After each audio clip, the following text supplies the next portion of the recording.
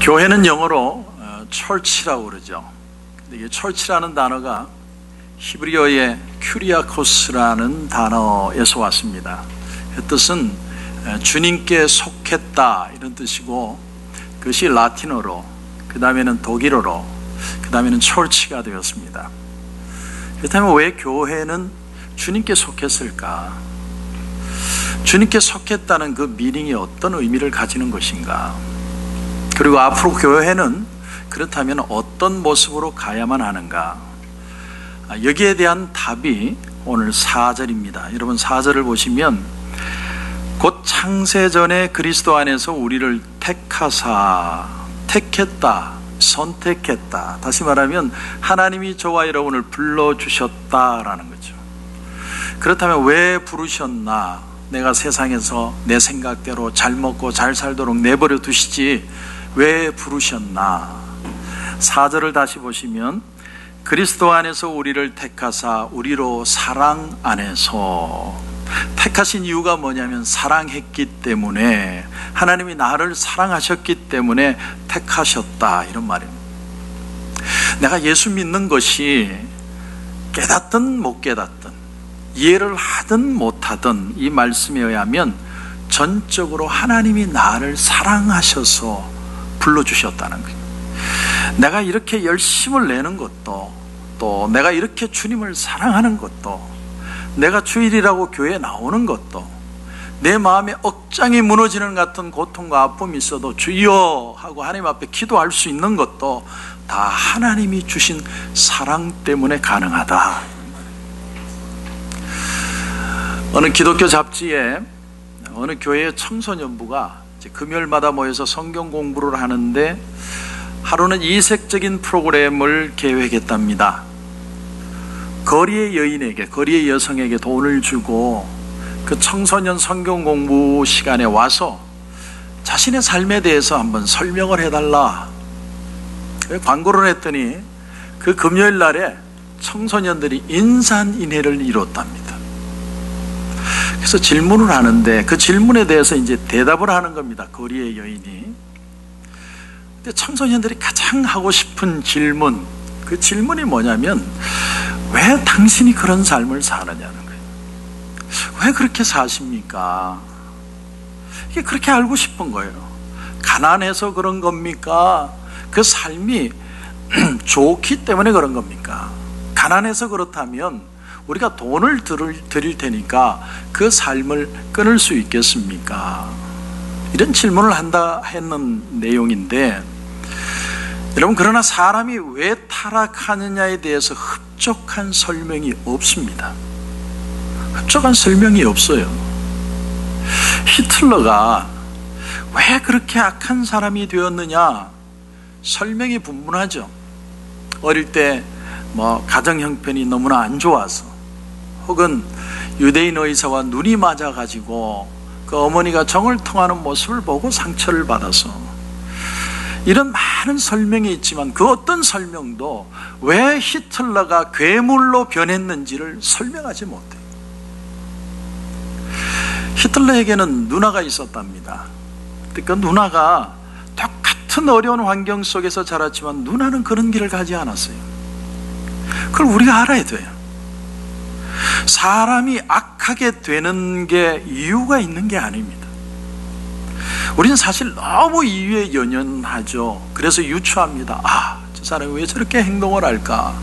아마 어릴 때 마음에 상처가 있었을 거야. 그런데 어떤 이유도 흡족하지 않습니다. 흡족하지 않아요. 그런데 오늘 4절 말씀을 다시 보면, 곧 창세전에 그리스도 안에서 우리를 택하사, 택했다, 이 말에 중요한 단초가 있습니다. 이게 뭐냐면, 내 인생은 주어진 것이다. 다시 말하면 그분을 통해서만 내 가치는 찾아지는 것이다, 이런 뜻입니다. 오늘 우리 사람들의 싸움이 뭐냐면, 내 인생은 나의 것이냐 주어진 것이냐의 싸움이에요. 나는 내 속에서 내 진정한 가치를 찾을 수 있느냐, 아니면 내 힘을 넘어서 누군가에 의해서 나는 주어지는 인생이냐. 그래서 우리가 흔히 신앙생활 하면서 제일 많이 부딪히는 게 예정설이에요. 예정설. 오늘 4절 말씀처럼 창세전에, 만세전에, 내가 태어나기 전에 이미 내가 선택되었다? 이건 인간의 머리로 이해가 불가능해요. 이걸 어떻게 이해를 합니까? 내가 그런 경험이 없는데.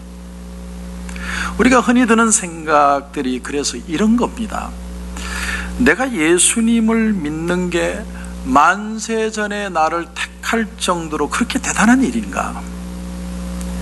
또 하나님이 그렇게 만세전에, 내가 태어나기도 전에 예정을 하셨다면 그 신앙의 그 열심에 비해 내 믿음이 너무 하찮다. 나 같은 이런 모습을 만들기 위해서 하나님이 그런 큰 계획을 가진다는 말인가? 이렇게 생각할 수도 있고, 그리고 흔히 가지는 질문이 뭐냐면, 누구는 예수를 믿어서 구원을 받는다고 한다면 그 말은 누구는 믿고 싶어도 믿지 않고 지옥 가도록 예정되어 있다는 말인데, 그렇다면 안 믿는 사람이 안 믿기로 예정했기 때문에 안 믿는 것이라면 그들을 어떻게 탓할 수 있고 하나님이 불합리하지 않느냐라는 거예요. 그리고 누구는 복음을 받아들이기로 예정이 되어 있고 누구는 복음을 안 받아들이기로 되어 있다면 우리가 전도를 왜 하느냐? 그렇게 애쓸 필요가 없죠. 어차피 믿을 사람은 믿을 거고 안 믿을 사람은 아무리 갖다 줘도 안 믿을 거고. 이런 질문을 많이 하죠. 여기서 우리가 한번 창세전에, 내가 태어나기도 전에 이미 작정되었다는 말, 그 예정이라는 말을 한번 조금 깊이 들여다보면 뭘 하나 깨달을 수 있느냐면, 첫째로 이 예정의 개념 속에는 하나님이 이 온 우주 만물을 다스린다는 개념이 있어요. 다시 말하면 인간이 타락하고 죄짓고 그리고 극악하고 세상의 불합리하들, 부조리한 일들, 이런 어떤 것들이든 하나님이 예상을 못하시고 하나님이 그래서 갑자기 당황하시고 하나님을 깜짝 놀라게 하는 그런 것이 하나도 없는, 그러니까 하나님이 애초부터 그 가능성을 허락하지 않으면 이루어질 수 없는 일들이라는 거예요. 예를 들면 아담과 하와가 범죄를 했을 때 하나님이 슬퍼는 하셨지만 당황하지는 않으셨어요. 아이고 아담아, 너 내가 먹지 말라고 그랬는데, 아니길 바랬는데, 혹시나 했는데 역시나구나. 하나님이 이런 식으로 놀라지 않으셨어요. 왜? 이미 그 모든 만들어진 것들 속에 그 가능성도 같이 포함되어 있기 때문에 예정의 미닝이에요. 만약에 원래 있었던 이스라엘 백성들이 광야에서 죄를 짓고 막 그런 방황을 할 때, 아차, 내가 잠시 신경을 딴 데 돌렸더니 아이고 이스라엘 백성들이 또 사고 쳤구나. 하나님이 당황하지 않으셨어요. 이스라엘 백성들이 사무엘을 잘 따르다가 사무엘의 아들 요엘과 아비야가 그만 제사장 일을 똑바로 못하니까 우리에게 왕을 주소서, 얼마나 배신감 느껴지겠어요. 그런데 그때 하나님이 드디어 우려할 것이 왔구나, 이걸 내가 놓쳤구나. 하나님이 당황해하지 않으십니다. 오히려 사무엘에게 들어줘. 그건 널 버린 게 아니고 나를 버린 거야. 하나님이 그냥 침착하세요. 그러면 이스라엘 백성들을 세워줬더니 그럼 잘했느냐? 천만에요. 엉망진창이었습니다. 솔로몬은 좀 지혜가 있었고 다윗은 이새의 아들 다윗은 하나님 마음에 합한 자라는 왕도 있었지만 대부분이 다 형편없고 우상 섬기고 별의별 사람들, 무능한 임금들이 얼마나 많은지 모릅니다. 그러면 하나님이 그걸 알면서 왜 허락하셨느냐? 이거 하나예요. 그걸 보고 깨달으라는 거예요. 인간 스스로는 안 되는구나. 그래서 누구를 보내시는 거예요? 예수 그리스도. 그러니까 갑자기 새로운 정책을 발표한 게 아니고 이 만드신 모든 우주 만물 속에 이미 대책 가능한 개념을 포함시키셨다. 그런 의미로서 예정입니다. 그리고 또 하나는, 더 나아가서 예정은 하나님의 경륜을 보여줍니다. 경륜. 우리를 구원하시고 만물을 새롭게 하고 회복하시고 하는 이 모든 것들을 사람들이 죄를 지은 다음에 대책을 강구해가지고 만든 게 아니라 그 이전부터 이미 하나님이 당신의 마음속에 그 계획을 품고 계셨다. 이걸 경륜이라고 그래. 경륜. 저희 집 앞에 작은 몰이 하나 생깁니다. 스마트 앤 머시기라는, 뒤에 이름을 까먹었어요. 근데 이게 몰인데, 제가 눈이 꽂힌 게 뭐냐면 던킨 도너츠다 이러죠. 정말 저는 그냥 마음의 은혜를 받았어요. 야, 우리 집 앞에 던킨 도너츠가 생기는구나. 막 기대를 하고 고대를 하고 저는 거기만 가다 하나님 빨리 생기게 주시옵소서. 근데 지금은 땅을 다지고 있고 앞에는 나무로 집 같은 걸 짓고 뒤에는 또 벽돌로 짓더라고요. 아무리 봐도 어떤 구조일지 몰라요. 그런데 다 만들어지고 나면 아는 거죠. 이렇게 만들려고 이렇게 공사를 했구나. 그게 바로 경륜이란, 경륜. 하나님의 경륜. 여러분, 탕자가 집을 나가는 것을 아버지가 미리 막지 않았어요. 우리 자식 키워보면 특성을 알잖아요. 이 애는, 이놈은 말 안 해도 잘할 놈, 이놈은 계속 잔소리해야 될 놈, 그래도 안 될 놈, 이렇게 구분하잖아요. 근데 아버지가 알면서도 돈 달라는 돈 다 주고 내보내요. 왜? 돌아올 것에 대한 자신감이 있기 때문에. 결국 아버지 품이, 아버지 사랑이, 아버지 안에 진짜 자유가 있다는 걸 알고 그 자식이 돌아올 것을 아는 거죠. 이스라엘 백성들의 그 반역과 우상과 영적인 그 방황을 하나님이 막지 않으십니다. 경고는 하는데 막지는 않으세요. 막는다고 그 문제가 해결될 수 있는 것이 아니라는 걸 하나님이 알고 계시기 때문에. 막으려면 얼마든지 할 수 있죠. 그러나 인간의 속성은 자기가 보고 경험하고 자기가 깨닫고 그래야 정신을 차릴 수 있는 존재고, 하나님이 그렇게 만드셨기 때문에 최초의 에덴 동산에 선악을 알게 하는 나무의 실과는 먹지 말아라, 그 얘기를 듣는 순간 인간의 마음에 뭐가 드느냐면, 보암직도 하고 먹음직도 하구나. 그게 인간이에요. 하지 마라 그러면 불어 더하는 게 인간입니다. 이 인간의 마음에 드는 어떤 어두운 호기심, 이 호기심이 작동을 해서 사람이 죄를 짓습니다. 그런데 그 호기심이 하나님이 인간을 만드실 때 주신 거예요. 왜? 그 호기심으로 하나님을 향한 영적 목마름을 가지고 찾아오도록.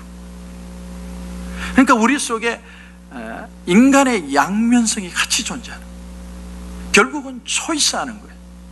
저쪽을 초이스해서 타락한 위험한 그런 인생을 살아가든지, 그러나 이쪽을 택하면 하나님의 은혜 안에 그 풍성하고 즐겁고 기쁘고 놀랍고 감격스러운 그런 삶이 있다는 걸 알게 하기 위해서 호기심이라는 것을 주신 겁니다. 그렇기 때문에 하나님께서는 위험이 존재한다는 걸 아시지만 그렇다고 사람을 스탑시키지는 않아요. 가끔 길을 막으실 때는 있죠. 그러나 길을 막더라도 못 가도록 강권해서 막는 게 아니고 경고의 차원이나 깨닫게 하거나 스스로 배우게 하거나 물리적으로 딱 막는 건 성경에 거의 없습니다.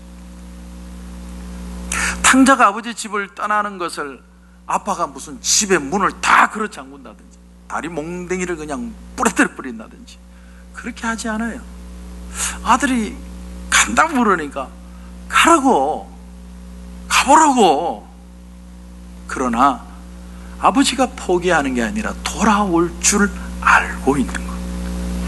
거기서 아버지와 자식의 차이점이 나옵니다. 인간과 하나님의 차이점이 나와요. 아들과 같은 인간의 모습, 아버지와 같은 하나님의 지혜를 경험할 수 있는 겁니다. 근데 정말 놀라운 사실은 뭐냐면 떠난 인간이 돌아올 수 있는 길을 하나님이 하나 만들어내신 거예요. 그게 뭐냐면 오늘 4절 말씀을 다시 봅시다. 4절. 곧 창세전에 그리스도 안에서 우리를 택하셨다. 그러니까 예수 그리스도를 통해서 하나님을 알고 깨닫고 경험하고 그래서 신령한 복을 누리는 모든 것이 가능하게 만들어주셨다. 이게 복음이에요. 그래서 우리는 주님을 통해서 하나님의 자녀됨을 다시 깨닫고 받아들이게 되는 거예요. 그걸 구체적으로 표현한 것이 에베소서가 사실은 좀 어렵습니다. 17절 읽지 않았지만 여러분 보시면 우리 주 예수 그리스도의 하나님 영광의 아버지께서 지혜와 계시의 영을 너희에게 주사 하나님을 알게 하셨다. 지혜와 계시의 영을 주셔서 하나님을 알게 하셨다. 이게 구체적인 방법이에요. 그러니까 우리가 하나님을 아는 거, 내 인생이 내 것이 아니라 하나님으로부터 온 것을 아는 거, 그 하나님의 은혜를 누리는 거, 예정서를 받아들이는 거, 이 모든 것이 그저 도 닦아가지고 아는 게 아니고 하나님이 지혜와 계시의 영을 우리에게 주어야만 하나님을 알 수 있어요. 사실 사람이 다른 사람에게 하나님을 어떻게 설명을 할 수 있습니까? 사실 이건 주제는 없는 얘기죠.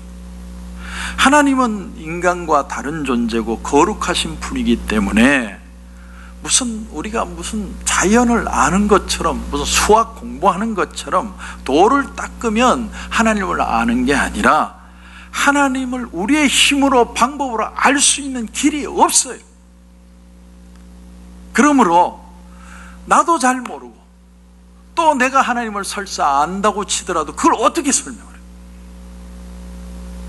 따라서 그건 하나님이 알려주셔야만 돼요. 하나님이 당신을 드러내시지 않으면 우리가 그분을 도저히 알 수가 없습니다. 그 드러나는 걸 뭐라고 그래요? 계시라고. 계시. 하나님이 열어서 보여주신다. 하나님이 호렙산에서 모세에게 당신을 계시하시죠. 하나님의 이름을 뭐라고 부를까요? 그때 하나님이 I am who I am. 나는 나다. 나는 스스로 있는 자니라. 그러면서 당신의 이름을 드러내시고 당신을 계시하셨습니다. 이것은 하나님이 당신을 모세에게 나타내시기 때문에 가능한 거지, 모세가 무슨 40일 금식 기도를 하다가 발견한 것도 아니고, 모세가 무슨 신비주의로 무슨 공부를 해가지고 묵상하다가 하나님을 만난 게 아니에요.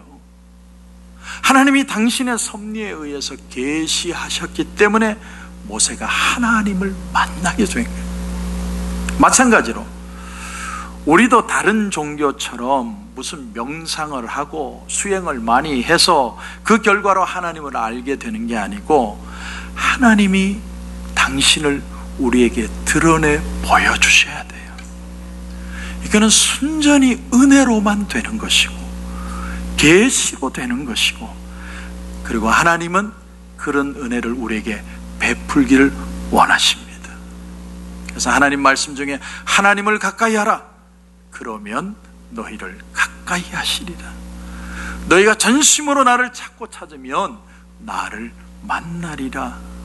너는 내게 부르짖으라. 내가 내게 응답하겠고 내가 알지 못하는 크고 비밀한 일을 내게 보이리라. 저는 이 말씀이 받아지기를 주님의 이름으로 축원합니다. 과학자들의 이론 중에 평행이론이라는 게 있습니다. 또 혹은 평행우주라고 그럽니다. 그 말은 여러 개의 우주가 같은 공간에 존재할 수 있다는 논리예요. 근데 서로 부딪히지 않습니다. 왜냐하면 분자의 구조가 다르기 때문에 여러 개의 우주가 똑같은 공간에 있어도 서로 마주치지 않고 서로 별도로 독립적으로 존재할 수 있다는 이론, 그게 이제 평행 이론인데, 만약에 그런 관점으로 본다면 영적인 세계가 육신의 세계에 공존할 수 있는지를 설명하고 우리가 이해할 수 있는 그런 방법이 될 수도 있을 수도 있겠다. 우리가 확신할 수는 없죠. 우리는 영적인 세계가 존재한다는 걸 분명히 아는데 그걸 우리가 눈으로 본 적도 없고, 그리고 그것을 어떤 실험을 통해서 증명할 수도 없어요. 그렇지만 분명히 영적인 세계가 있어서 천사들이 거기에 있고 성령이 역사를 하시고 천국이 우리와 함께하는, 성경에서 우리가 믿고 또 그렇지 않으면 믿지 않는 사람은 완전히 거부해야 되는 그런 것이 아니라, 눈에는 보이지 않지만 천사들이 우리와 함께 있고 우리를 돕고 또 성령께서 우리와 함께 하시고 성령께서 운행하시고 역사하시는 이런 것이 지금 우리가 증명할 수는 없지만 천국의 이후에 가면 이해할 날이 올 것입니다. 근데 제가 드리는 말씀이 진짜 중요한 얘기는 뭐냐면 그 능력이 어디서 오느냐 하는 거예요. 그 하나님의 나라를 어떻게 경험하느냐는 거예요. 이게 더 중요하죠. 여러분 20절 보십시오. 오늘 읽지 않았지만 20절 보시면 그의 능력이 그리스도 안에서 역사한다. 할렐루야. 이게 중요합니다. 우리는 하나님이 당신의 능력을 좀 많이 보여줘가지고 막 하늘에 막 이적도 행하고 그래가지고 사람들이 벌벌 떨어서 하나님 믿게 하면 안 됩니까? 하나님 더 많은 이적과 기사를 보여주면 얼마든지 사람들 많이 믿을 텐데요. 내가 하나님을 경험하고 하나님의 능력을 경험하려면 어떻게 해야 되는 것이냐? 여러분, 우리가 편지를 보낼 때나 이메일을 보낼 때는 주소를 똑바로 적어야 됩니다. 특별히 요즘은 인터넷은요, 글자 하나만 틀려도 딴 데로 가버려요. 이게 오류가 나기 때문에 조심해야 돼요. 마찬가지로 우리가 하나님을 어디서 경험하고 하나님의 능력을 어디서 체험할 수 있느냐, 아주 중요한 것이 이것이 아니겠습니까? 그런데 그것이 예수님 안에서 경험하고 예수님 안에서 하나님을 만나고 예수님 안에 하나님의 능력이 역사한다. 그렇기 때문에 하나님을 좀 더 경험하고 좀 더 능력 있는 삶을 살고 하나님과 더 친숙한 삶을 살기 위해서는 다른 방법이 아니라 예수 안에 내가 거하는 법을 배우고 예수를 섬기고 예수님을 예배하고 예수님을 찬양하고 예수 그리스도의 복음을 증거하는 일에 우리가 더 열심을 내면 하나님의 능력을 경험하게 된다는 거예요. 그러니까 제가 목회를 하다가 어떤 분이 목사님이 기도하니까 제가 나왔어요. 할렐루야. 그거 제가 한 게 아니에요. 예수의 복음을 증거하다 보니까 능력이 나타나는 거예요. 그러니까 목사님 저도 은퇴하고 나면 그 능력이 다 사라져요.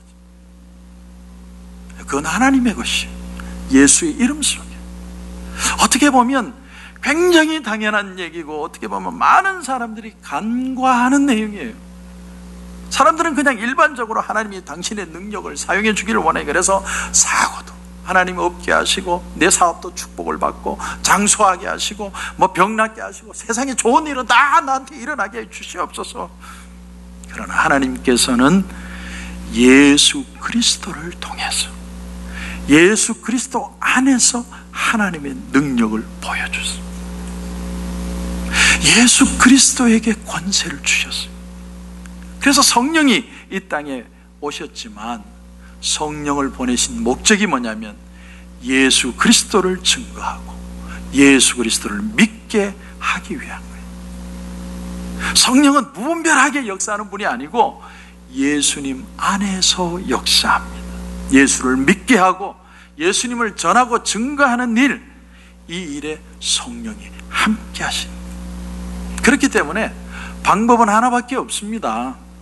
우리가 좀 더 성령을 경험하고 좀 더 능력 있는 신앙의 삶을 살 수 있는 유일한 방법이 뭐냐면 오늘도 내가 예수님 안에 거하고 예수님의 일, 예수님의 복음을 전하기 위해서 예수님을 섬기기 위해서 뛰어들어야 돼요. 동참해야 됩니다. 그러지 않으면 세상 사람들처럼 모든 관심이 세상의 일, 일반적인 일에 있는 한은 아무리 그리스도인이라도 성령을 경험하는 데 한계가 있어요. 왜? 성령은 그리스도의 영이니까. 그런데 이걸 평소에는 몰라요. 이 진리가 다른 때는 잘 보이지 않습니다. 그러나 여러분의 가슴을 칠 때가 있습니다. 예수 그리스도가 내 인격 속에 부딪힐 때 이 사실이 이해되기 시작해요. 그 전에는 절대로 이해를 못합니다. 예수를 영접하면 여러분의 과거가 해석이 되기 시작합니다. 내가 왜 이렇게 힘들고, 내가 왜 이렇게 고달프고, 내가 왜 이렇게 방황했던가. 과거가 아픔의 흔적들이 아니라 예수님의 사랑의 발자국이라는 것을 깨닫게 되는 거예요. 그때 우리 입에서 나오는 탄성이 뭐냐입니까? 아, 내가 하나님을 몰랐을 때도 하나님은 나를 사랑하고 계셨구나. 내가 하나님 앞에 예배드리지 않고 내가 교회에 나오지 않을 때도 하나님은 나를 지키고 계셨구나.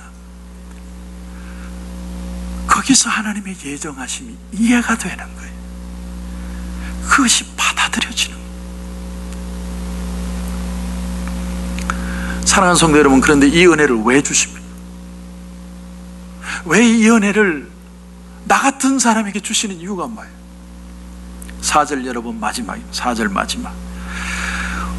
우리로 사랑 안에서 그 앞에 거룩하고 흠이 없게 하시려고. 그러니까 사랑을 주는 이유가 뭐냐면 거룩하고 흠이 없게 하려고 하신다. 여러분, 우리가 인생을 살아요. 40, 50, 60, 70 인생을 다 살다 보면요, 마음에 상처도 생기고 아픔도 생기고 수치스러운 일도 생기고, 그래서 이건 땅에 묻어버리면 좋겠다, 그런 일들이 있잖아요. 우리 교회가 이제 막 처음에 초창기 시작할 때 매년마다 체육대회를 했습니다. 파괴 가서. 근데 한 번은 프로그램 중에 하나가 몇 사람을 나오래요. 저도 나와야 된대요. 저는 그런 거 불러내는 거 제일 싫어하거든요. 저 불러냈는데 눈에다 수건을 다 가려요. 그러고는 와, 그 앉아있는 분들에게 우리는 이제 가스펠송을 부를 테니까 앞에 있는 분은 춤을 추는 겁니다. 그래가지고 춤을 추는데 그 사회자가 또 이런 말까지 하는 거예요. 아, 아무개 집사님 너무 춤을 잘 추신다고, 역시 실력 나온다고 막 이러니까 이게 미안해서 안 추면 안 되는 거예요. 그러니까 나도 모르게 그냥 춤을 열심히 춘다고 췄는데 나중에 수건을 벗어보니까 저 혼자 추고 있는 거예요. 제가 그날 그 사회자를 내가 화장실에 빠뜨려 버리려다가 내가 참았어요. 사람은요 다 숨기고 싶었겠어요. 부끄러운 거. 기독교는 결코 고상한 사람들의 종교가 아닙니다. 오히려 하나님은 마음이 갈급한 사람들을 찾고 계세요. 누가복음 19장에 보면 삭개오라는 인물이 나오죠. 그런데 누가복음 19장 3절을 자세히 보면 그가, 그러니까 삭개오가 예수께서 어떠한 사람인가 하여 보고자 하대. 무슨 말이냐면 예수님을 찾은 이유가 뭐 행복하고 더 건강하고 더 부자 되기 위해서 예수님 찾은 게 아니고 예수님이 도대체 누굴까? 헬라어 원어로 보면 에게타이라는 단어를 써요. 영어로 번역하면 seek, search for, look for. 예수라는 존재를 너무너무 알고 싶고 만나고 싶고 절박한 마음에 찾았다는 거예요. 주님이 어떤 분인지 진심으로 알고 싶은 거예요. 그래서 돌 무화과 나무 위에가 앉아 있는데 예수님이 그 아래를 사람들과 지나가시다가 고개를 들어서 쳐다보죠. 쳐다본 것만 해도 놀란데, 삭개오야 속히 내려와라. 언제 삭개오 이름 가르쳐 준 적도 없어요. 삭개오야 속히 내려와라. 내가 오늘 너의 집에 유하여야 하겠다. 삭개오야, 오늘 내가 너를 만나고 싶다. 여러분, 신앙이라는 건 거창한 무슨 처음을 아는 것이 시작이 아닙니다. 신앙은요 관심으로부터 시작하는 겁니다. 예수님, 당신은 도대체 누구십니까? 내가 만나야 될 당신은 도대체 누구십니까? 이 질문부터 시작하는 거예요. 수치스럽고 덮고 싶고 아프고 그렇게 살던 내가 주님을 다시 궁금해하는 역사가 일어나는 거예요. 누가복음 19장 8절에 보면 삭개오가 서서 주께 여짜오되 주여 보시옵소서 내 소유의 절반을 가난한 자들에게 주겠사오며 만일 누구의 것을 속여 빼앗은 일이 있으면 내 갑절이나 갚겠나이다. 여러분, 이게 무슨 말이에요? 내가 그동안에는 세상을 살 동안 복수하는 마음으로 살고 내가 받은 상처 갚아주는 마음으로 살았는데 지금 이 시간 내가 주님을 만나보니까 내가 바로 도둑놈입니다. 내가 바로 강간범입니다. 내가 바로 사기꾼이었습니다.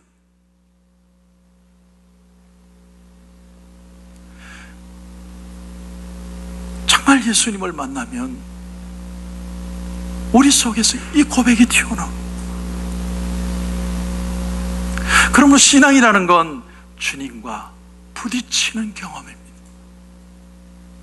욥기 42장 5절에 보면 내가 주께 대하여 귀로 듣기만 하였사옵더니 이제는 눈으로 주를 배웁나이다. 이 고백이 튀어나오는 게 신앙이에요. 우리를 거룩하고 흠이 없게 하시려고 주님이 오늘도 우리를 불러주십니다. 한 사람 한 사람 이름을 불러주세요. 나는 내가 주님을 알기도 전에 주님은 나를 불러주시고 오늘도 만나기를 원합니다. 너의 삶이 얼마나 풍요롭고 감격스럽고 기쁘고 즐겁고 행복한 것인지를 다시 너는 찾아야 된다. 그걸 위해서 내가 오늘 너를 만나기를 원한다. 오늘 이 은혜의 부름 앞에서 주님, 내가 내 마음을 엽니다. 오늘 나를 만나 주시옵소서. 그런 역사가 저와 여러분 가운데 있기를 주님의 이름으로 축원합니다.